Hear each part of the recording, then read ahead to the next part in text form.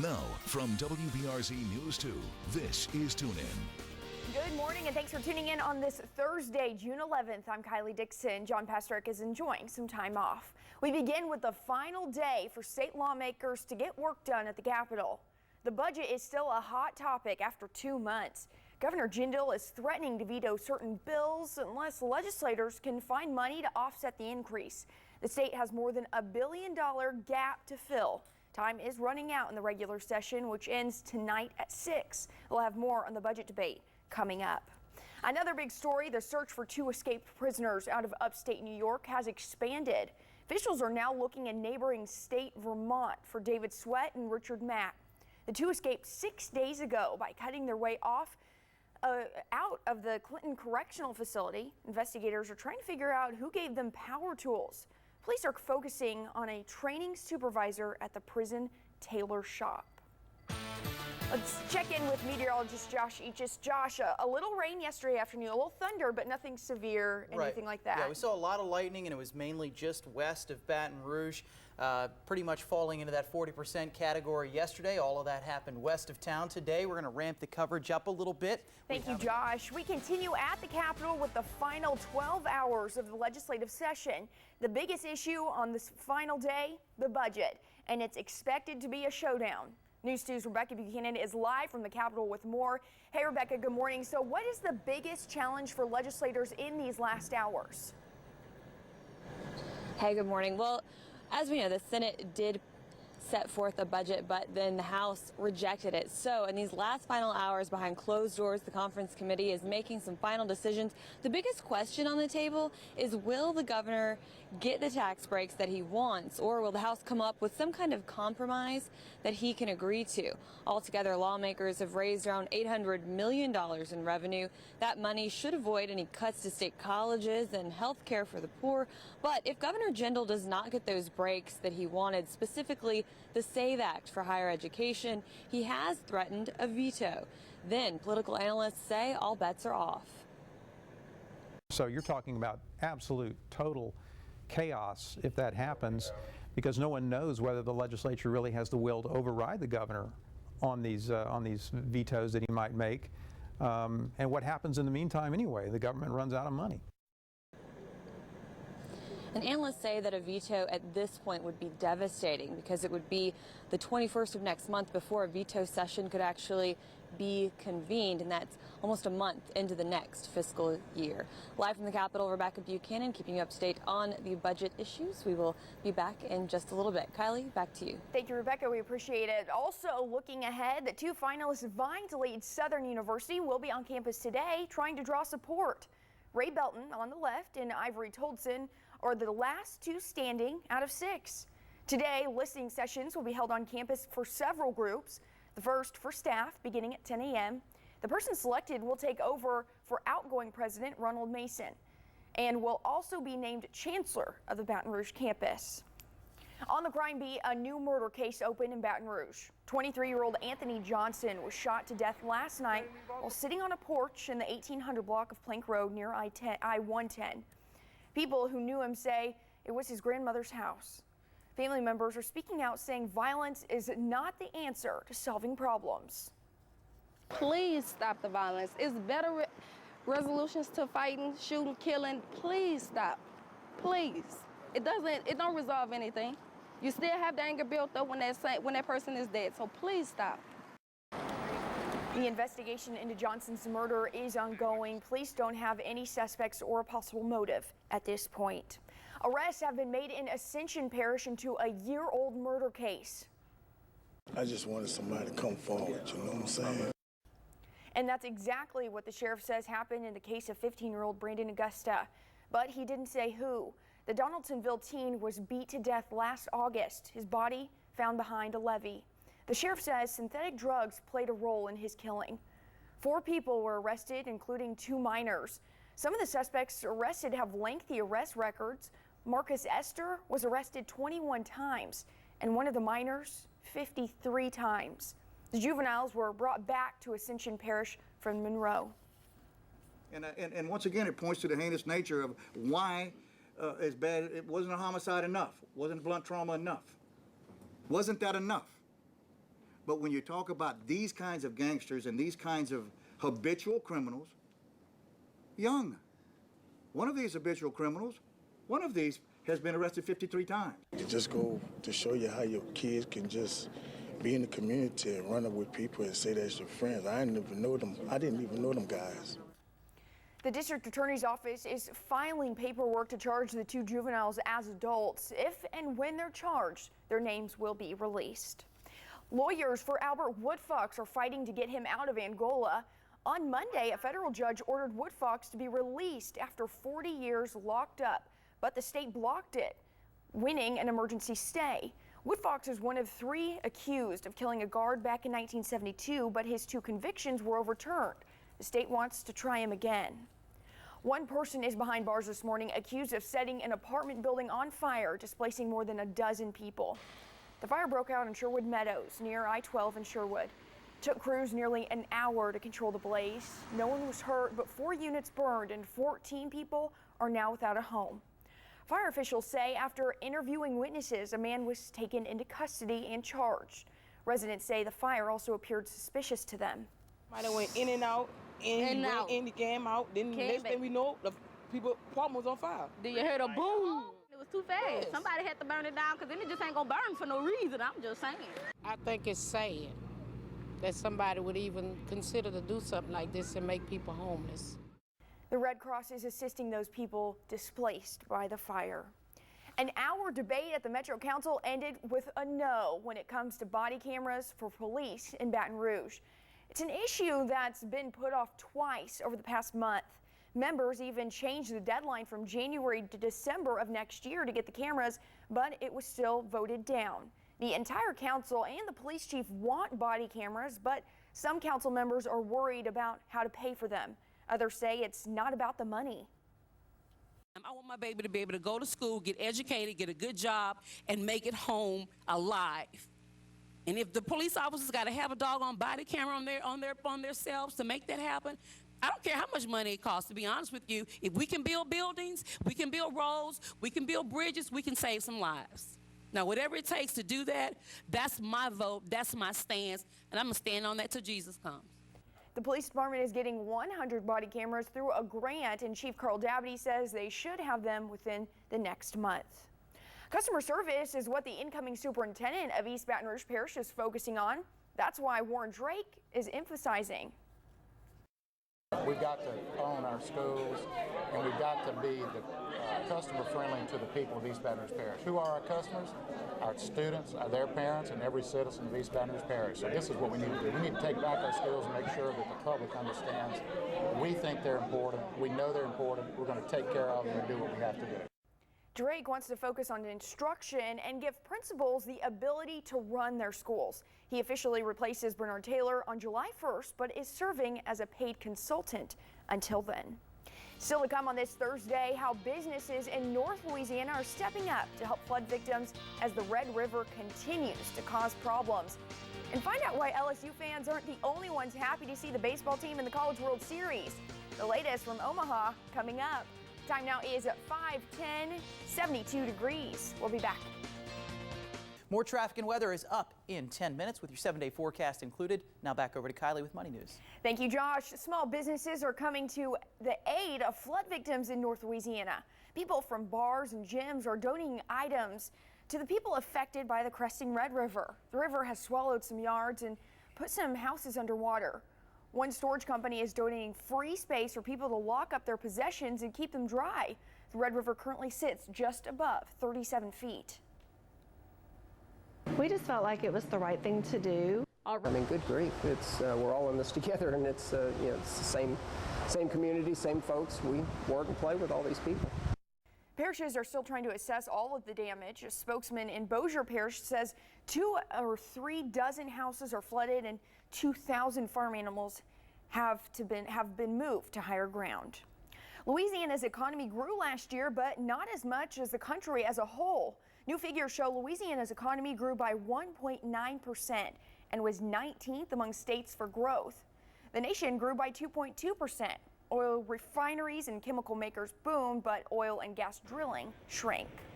America's favorite a cappella group, might be making a return to Louisiana. There are already talks about a third Pitch Perfect movie. The first two movies were shot here and pumped a lot of money into the state. According to a report released last week, it brought $40 million into Louisiana. 800 workers were hired and 7,000 nights were booked into the Baton Rouge hotel rooms. LSU is headed to Omaha for the College World Series this morning, and fans aren't the only ones excited about the trip. Tournament vendors are seeing dollar signs. They say LSU baseball brings lots of fans and cash. Last year, the Tigers didn't make it to the tournament and profits took a hit. They say Tiger fans travel in packs better than any other team. Vendors will be rooting for LSU because they want Tiger fans in the stands as long as possible. Ever since we learned that LSU was one of the teams attending, I think our adrenaline is that much more pumping. To have an LSU order going in, you know that's probably 3 times as many t-shirts as they might have ordered for another team. You want people that are going to bring tons of people into our city. You know, we embrace them all as a community anyway, but the ones that are kind of loud and rowdy are they just make the event so exciting. LSU will play its first game against TCU Sunday at 2, and News 2 will be covering the Tigers every step of the way. With more money news, here's ABC.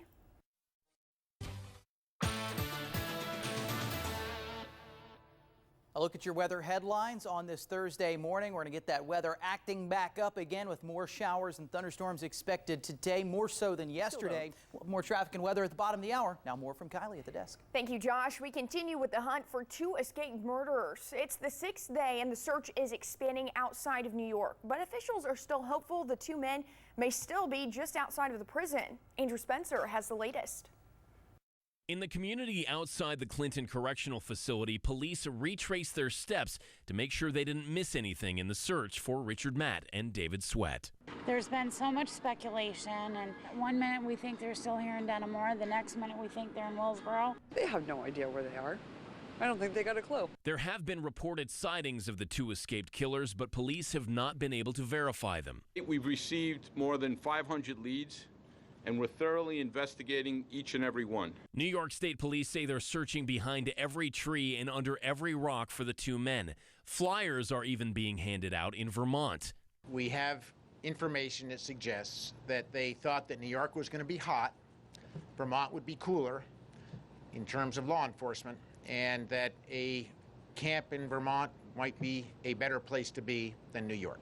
But officials don't know where in Vermont, and they don't know whether the 2 escaped inmates actually followed through with that plan. The only way to pursue this type of investigation is to follow every lead that you have and follow every lead as if this is the one that's going to break the case. Even as the search area spreads, authorities are trying to keep an eye on the details. They say there's no hard evidence that the 2 men have left the state of New York. I'm Andrew Spencer reporting. 2 teenagers were killed and 2 others seriously injured after they were hit by an SUV. The teens were walking on the sidewalk for a school PE program when an SUV ran off the road and struck them. An 18-year-old and 15-year-old boy were killed. 2 other boys have serious injuries. Troopers say the driver fell asleep at the wheel. An investigation will determine whether drugs or alcohol were involved. A vigil was held last night for the victims. A shark was killed after a truck carrying 4 of the large fish ran off the highway in Florida. The sharks were being taken to an aquarium in New York City when the truck they were in blew a tire. The animals were in separate tanks. Only one was damaged. The 3 people in the vehicle were not hurt. A SeaWorld rescue team moved the remaining sharks to a facility in Orlando. An American soldier was killed assisting in the fight against ISIS. Keith Broomfield from Massachusetts was fighting alongside Kurdish fighters in Syria. His sister shared an image on Facebook showing a screenshot of their last conversation in which he says, "I understand, don't worry about me, I got this." The U.S. is sending more troops to Iraq to help in the fight against ISIS, but some say it's wrong without declaring war on the militant group. The 450 troops will be helping, advising, and training Iraqi soldiers in an effort to turn the Iraqi military into an effective fighting force. People from both political parties object the president's decision. There are already more than 3,000 U.S. forces in Iraq. Still to come, we'll be checking with Rebecca. She has a live report from the Capitol. She's talking about the last day of the session. It's all coming up. It is at 5:28, 72 degrees. Now, from WBRZ News 2, this is Tune In. Good morning and thanks for tuning in on this Thursday, June 11th. I'm Kylie Dixon. JP has the morning off. Our top story, federal officials getting a look at severe flooding in northwest Louisiana. FEMA is in the area this week assessing the damage. The Red River is at historic levels, causing severe flooding. Over the weekend, rising waters damaged and even submerged homes in Caddo and Bossier parishes. Governor Bobby Jindal has already authorized the National Guard to help parishes by monitoring levees along the Red River and moving sandbags. Another big story, the LSU Tigers are packing up and getting ready to head to Omaha for the College World Series. The baseball team leaves in a few hours. The last time they went to Omaha was in 2013. They won back in 2009. The Tigers will have a few days to get ready. Their first game in Omaha is Sunday against TCU. And of course, we have a sports crew in Omaha for all the coverage as the Tigers, as they try to bring home another national championship. And Josh, we were talking yesterday, the rain is following those Tigers. The Tigers. Huh? Maybe it's a good luck charm, though. Now Kylie has today's news. Thank you, Josh, for all those no problems. The clock is ticking for legislators as we count down the final hours of the legislative session. After the House rejected the budget proposed by the Senate, the big question is, will they come up with a solution that the governor will agree to? News 2's Rebecca Buchanan is live at the Capitol with more. Good morning, Rebecca. Hey, good morning, Kylie. So the committee is coming down to the wire with less than 12 hours to make their final decisions and present a budget. It comes down to tax breaks, and the biggest one is the Governor's SAVE Act concerning higher education. So the House and Senate agree that higher education needs the money, but they cannot seem to agree on how to make that happen. The SAVE Act would protect state colleges from $280 million in cuts and would allow the governor to say that he has not raised taxes. Governor Jindal threatens to veto certain tax bills unless legislators can find money to offset the increase. But so far, the House is not going along. Either way, analysts say that the end of this session is not the end of the state's budget woes. This is just baling wire, chewing gum, masking tape, just keeping things together to get us through maybe not even the full year, maybe just to get us through till the new governor is sworn in January and takes over and then presents in a special session some permanent solutions. Well, legislators only have until tonight to get those final decisions made and see if the governor will sign off on what they propose on that budget. But if he does veto it, some legislators say that they'll fight against that veto, while others argue that that fight is unrealistic at this point. Live from the Capitol, Rebecca Buchanan, WBRZ News 2. Thank you, Rebecca. The USS Kidd has decided not to go after its former director. He's accused of misspending about $14,000. It's an investigative unit follow-up. The decision was made just last night about Maury Drummond. State auditors say Drummond did not document or he improperly spent thousands of dollars during his last 2 years over the Kidd. The board was mixed on placing blame, but ultimately decided it's time to move on.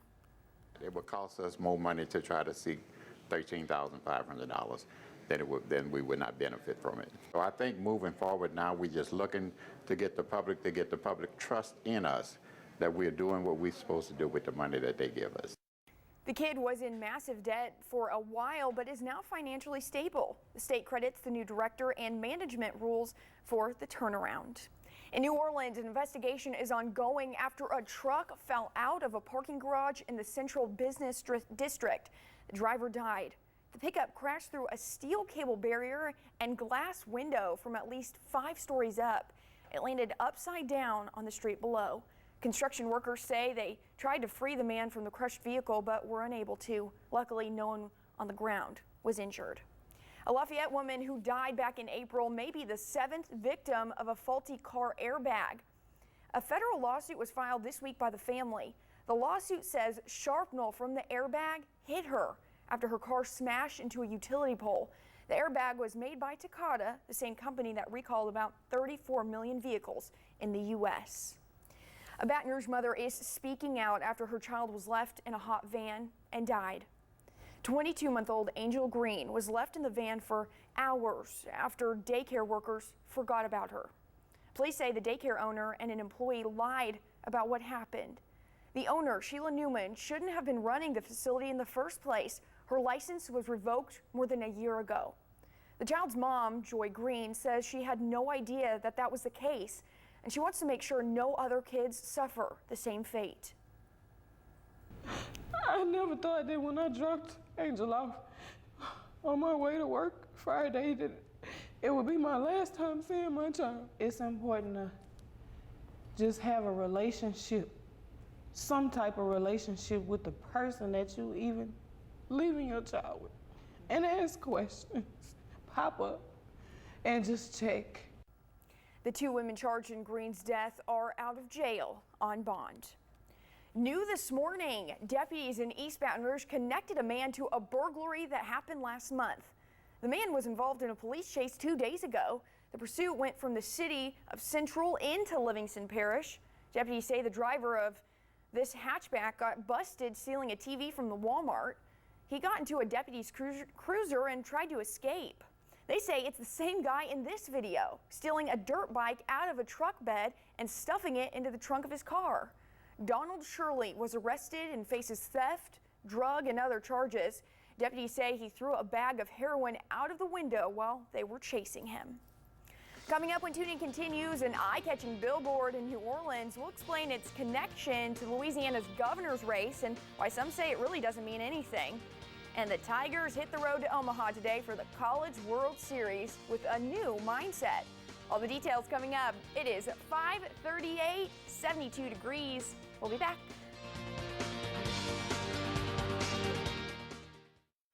Welcome back to Tune In on this Thursday morning. The weather pattern acting up once again today, getting a little bit more active than yesterday with more showers and thunderstorms expected.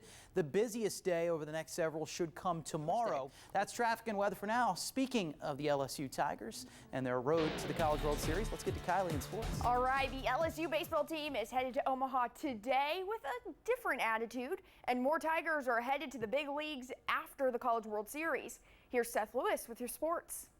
You know, some of the guys got that out of their system, the we're glad to be here feeling. And so now it's all business. Good morning, everyone. I'm Seth Lewis with your sports. Michael Cobble has the morning off. Good morning.